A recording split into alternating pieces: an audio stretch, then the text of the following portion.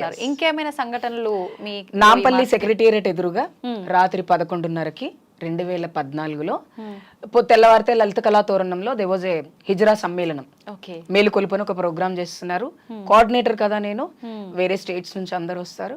Late night అయిపోయింది. ఒక 4 teenage అబ్బాయిలు they want to kidnap me and they want to harass me. అప్పుడు నా పక్కన ఇంకొక ట్రాన్స్ విమెన్ ఉన్నారు, కొంచెం లావుగా ఎత్తుగా ఉన్నారు, ఆవిడ చూడగానే భయపడేలా ఉన్నారు. అయితే అప్పుడు నాకు అర్థమైంది ఏంటంటే ఒంటరిగా ఆడవాళ్ళు తిరిగితేనే రక్షణ లేదు అనేది కాదు, అర్ధరాత్రి పూట హిజ్రాలు తిరిగినా ట్రాన్స్ విమెన్స్ తిరిగినా వాళ్ళకు కూడా రక్షణ లేదు అనేది నాకు ఆ రోజు అర్థమైంది. యాక్చువల్లీ నన్ను తీసుకుని బండి మీద కూర్చోబెట్టుకున్నారు వాళ్ళు. ఇట్లా ఒక్క నిమిషం నా గుండె ఆగిపోయింది. ఇప్పుడు మేము కూడా మీ ఆడపిల్లల్లాగే సర్జరీలు చేయించుకున్నాం, కంప్లీట్గా ఆడపిల్లల్లాగా ఉంటున్నాం, శరీరం మొత్తాన్ని కూడా కంప్లీట్గా స్త్రీగా మార్చుకున్నటువంటి ట్రాన్స్ మహిళలం మేము. మాకు రేపు జరుగుద్ది, మా పైన అసాల్ట్ జరిగితే మాకు నొప్పి లెగుసుద్ది, అవునా, గోర్లతో గీరితే మాకు ఘాట్లు పడతాయి, ఇవన్నీ మాకు జరుగుతున్నప్పుడు ఎందుకు ఇంకా మేము ఆడవాళ్లతో సమానమే కదా, ఆడవాళ్ళు వేరు మేము వేరు అని నేను అనుకోను. ఆ రోజు నుంచి నేను ఏ రోజు కూడా నేను వేరు ఆడవాళ్ళు వేరు అనుకోను. బట్ ఆడవాళ్ళ స్థానాన్ని మేము ఎందుకు తీసుకోలేము అంటే మాతృత్వం మాకు లేదు కాబట్టి తీసుకోలేము, బట్ అడాప్ట్ చేసుకుంటే అంతకంటే బాగా చూసుకుంటాం మేము. There is no compromise. కాబట్టి అమ్మని అమ్మ స్థానంలో ఉంచాం కాబట్టి మేము పిల్లల స్థానంలో ఉండాలనుకుంటున్నాం. కాబట్టి I won't say that we are 100% ఆడపిల్లలం కాదు, ఆడపిల్లల మనస్తత్వంతో ఉన్నాం కాబట్టి మమ్మల్ని ఈక్వల్గా ఉన్నాం కాబట్టి recognise as a complete trans women గానే రికగ్నైజ్ చేయండి. ఆ రోజు భయపడ్డాను. ఆ భయం ఎవరికి కలగకుండా ఉండడం కోసం అన్ని పోలీస్ డిపార్ట్మెంట్స్లో అప్పుడు ఒక మీటింగ్ చేశాను. ట్రాన్స్ మహిళల పైన కూడా రేపులు జరుగుతుంటాయి, మీరు ఆ రేపుల పైన కన్సిడర్ తీసుకొని మీరు ఈసారి ఎవరైనా ట్రాన్స్ మహిళలు వస్తే వాళ్ళకి రేప్ జరిగిందని ఎఫ్ఐఆర్ ఖచ్చితంగా చేయాలి. ఎలా చేయాలి? రేప్ చట్టం న్యూట్రల్ కాదు, ఓన్లీ ఆడవాళ్ళకే ఉంది, మగవాళ్ళకి లేదు. మీకు ఎలా తీసుకోవాలి ఆడవాళ్ళలాగా అంటే అప్పుడు చెప్పాల్సి వచ్చింది, సార్ మేము సర్జరీలు చేయించుకుంటాం, మేము వర్జినోప్లాస్టీ సర్జరీలు చేయించుకుంటాం, మేము కూడా మా బాడీలో బ్రెస్ట్ ఇంప్లాంటేషన్ చేయించుకుంటాము, కాబట్టి మేము కూడా ఆడపిల్లలాగే మా పైన కూడా అత్యాచారం చేయడానికి అవకాశం 110% ఉంది, కాబట్టి మీరు ఈ రేప్ అనే దాన్ని కన్సిడర్ చేయాలి అని. అప్పటి వరకు నాకు రేప్ జరుగుతుందని నాకు తెలియదు, అంటే ట్రాన్స్ మహిళలకు రేప్ జరుగుతుందని నాకు తెలియదు.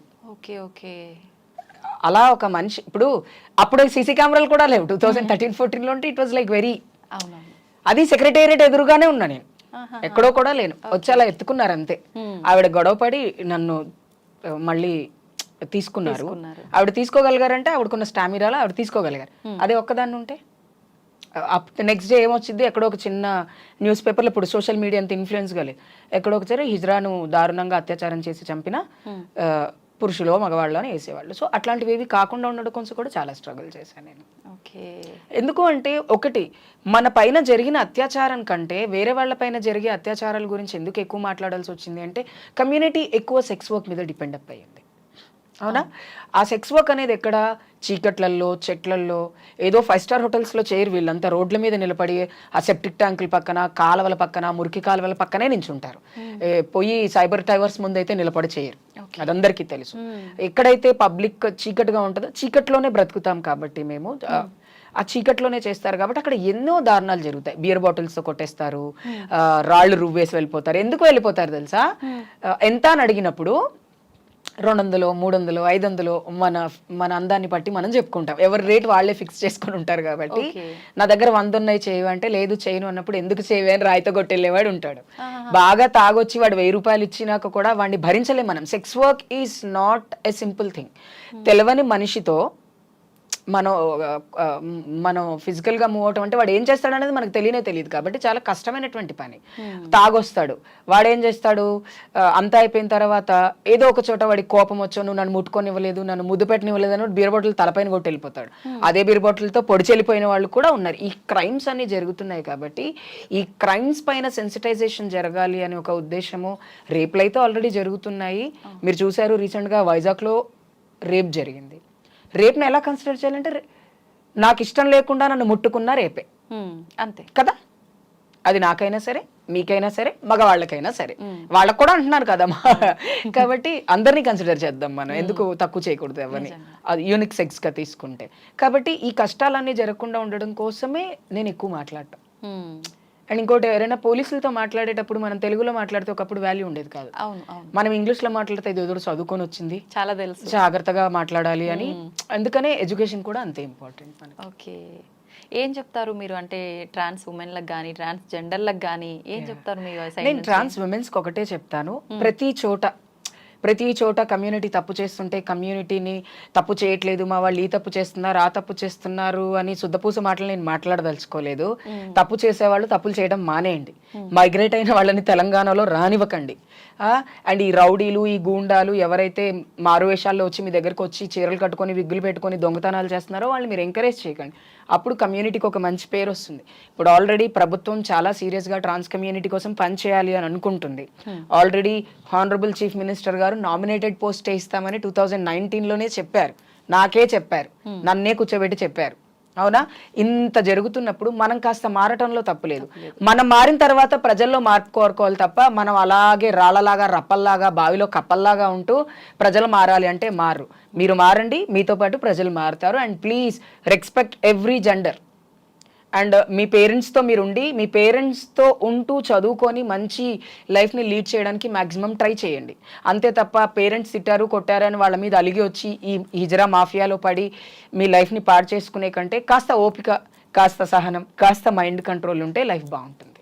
ఓకే, చెప్పండి మీ లైఫ్ గురించి. మీ లైఫ్లో మీరు ఎలా ఉన్నారు? చాలా హ్యాపీగా ఉన్నా.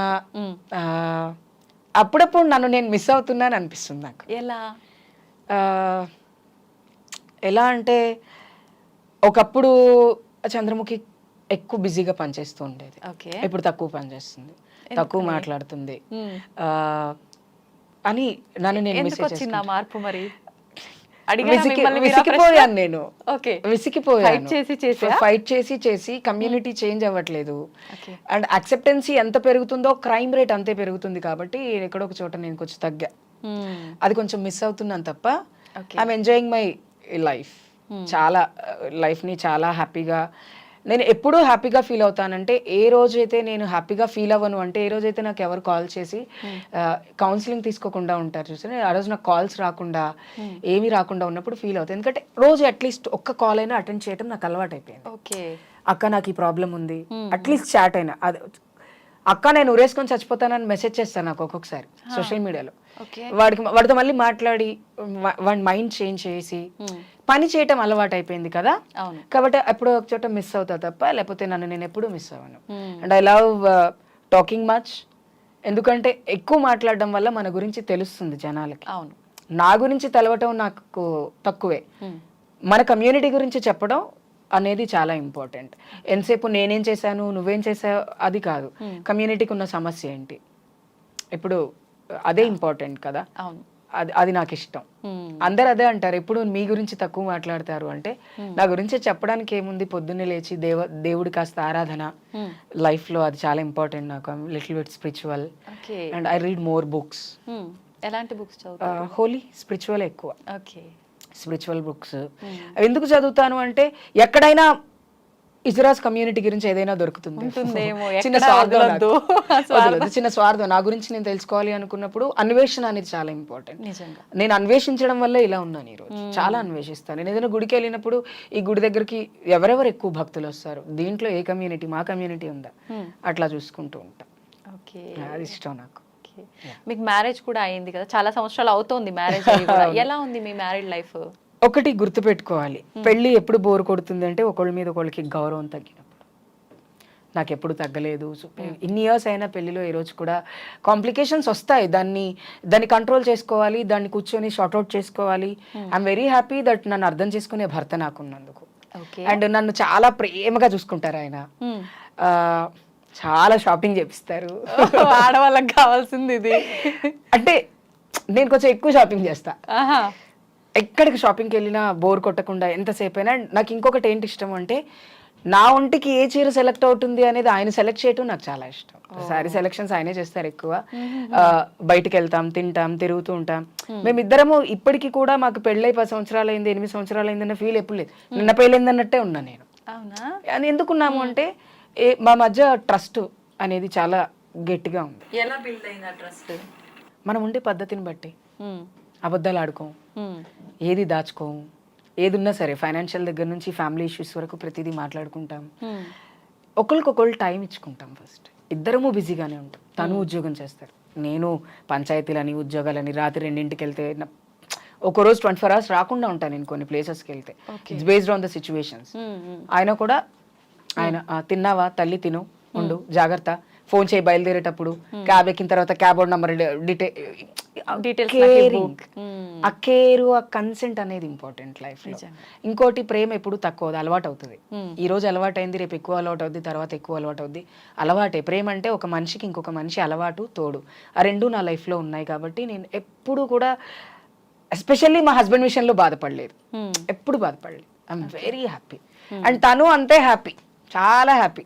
తను ఇలా అంటాడు నా పేరు వస్తే అంటే అన్నట్టుగా. Okay, very happy life, proud feeling. ఎందుకంటే నాకు తెలిసి ఐఎమ్ యునిక్ పీస్.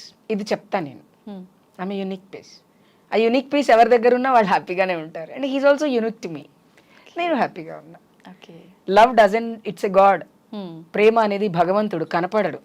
గుడికి వెళ్తాము, విగ్రహాన్ని చూసి దండం పెట్టుకుంటాము, అక్కడున్న ఆ స్పిరిచువాలిటీ మనని స్పిరిచువల్ గా తీసుకెళ్తుంది. భర్త కూడా భగవంతుడే భార్యకి, నాలాంటి భార్యకి. ఎందుకంటే చిన్నప్పటి నుంచి అమ్మని చెల్లిని అమ్మమ్మని నానమ్మని చూస్తూ పెరిగాం. మా నానమ్మ అమ్మమ్మ వాళ్ళు అయితే మా తాతయ్యల ముందు కూర్చునే వాళ్ళు కూడా కాదు. వాళ్ళు కుర్చీలో కూర్చుంటే వీళ్ళు కిచెన్ లోపల ఎక్కడో కూర్చునేవాళ్ళు. ఇప్పుడంటే కాళ్ళ మీద కాలేసుకొని ఏంది చెప్పబ్బా అంటున్నారు, కానీ అది పద్ధతి కాదు కదా. కొన్ని మన సాంప్రదాయాన్ని పాటించాలి. ఆ విషయంలో నేను చాలా స్ట్రిక్ట్. అందుకే నేను ఇంత హ్యాపీగా. వర్క్ విషయంలో అంతా మీకు సపోర్ట్ చాలా, ఇంట్లో హెల్ప్ చేస్తుంటారా? చాలా అన్ని రకాలుగా హెల్ప్ చేస్తుంటాను. నేను స్ట్రెస్ లో ఉన్నప్పుడు కూడా బయటకు వెళ్ళిపోతే కాసేపు ఎక్కడైనా కూర్చోబెడతారు నన్ను. ఎవరో చచ్చిపోతే నువ్వు ఇంత టెన్షన్ పడి ఇంత ఏడోకు ప్లీజ్. మొన్న నేను ఒక 1 week ముందు చాలా డిప్రెషన్ లో ఉన్నా. 2 రోజులు అన్నం తినబుద్ధి కాలేదు, ఏం తినబుద్ధి కాలేదు, అలా ఉన్నా. చచ్చిపోయిన ఆమె కోసం న్యాయం చేయడం కోసం నువ్వు కష్టపడాలి, కానీ ఆ చనిపోయింది దాన్ని అలాగే బాధపడితే దాన్ని ఓవర్కమ్ చేసుకొని ఏం చేయాలో ఆలోచించాలి నువ్వు చంద్ర. అలా ఏడవద్దు. నువ్వేడవటం ఏంటి అంటే చూడగానే ఒక ఎమోషనల్ అయిపోయా. అదే ప్లేస్ లో నేనుంటే కూడా ఎవరున్నా అంతే కదా. దెర్ ఈస్ నో అంటే ఒక హిజ్రా చనిపోతే అట్లీస్ట్ మనుషులు గుర్తించరా అనేటువంటి ఒక బాధ అనిపించింది నాకు ఆ రోజు.